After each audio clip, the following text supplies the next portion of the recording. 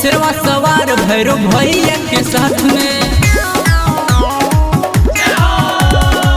आवेली माई घरे घरे नवरात में। शेरवा सवार भैरव भैया के साथ में, भैया के साथ खुश हो जाला धरती गगनवा हो, गगनवा हो। फूल के वर्षा करे आसमनवा, झूलेली मैया झूलनवा हो। फूल के वर्षा करे आसमनवा, झूलेली मैया झूलनवा हो।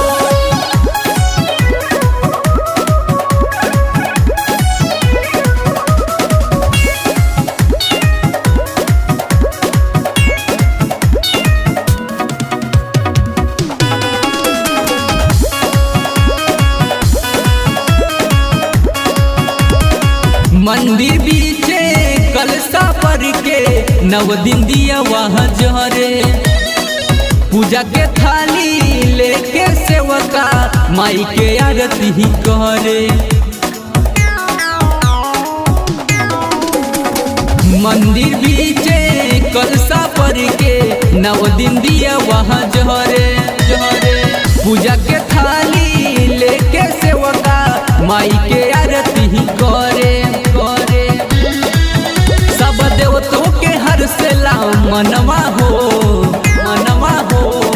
फूल के वर्षा करे आसमनवा, झूलेली मैया झूलनवा हो। फूल के वर्षा करे आसमनवा, झूलेली मैया झूलनवा हो।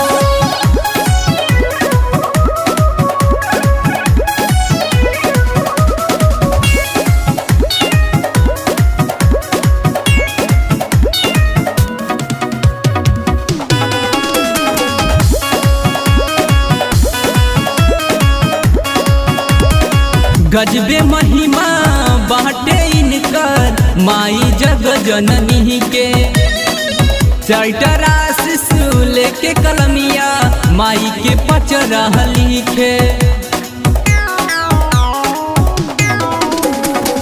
गजबे महिमा बाटे इनकर माई जग जननी के। राइटर आशीष लेके कलमिया माई के पचरा लिखे। राहुल प्रेमी के बाजेला गनवा हो, गनवा हो। फूल के वर्षा करे आसमनवा, झूलेली मैया झूलनवा हो। फूल के वर्षा करे आसमनवा, झूलेली मैया झूलनवा हो।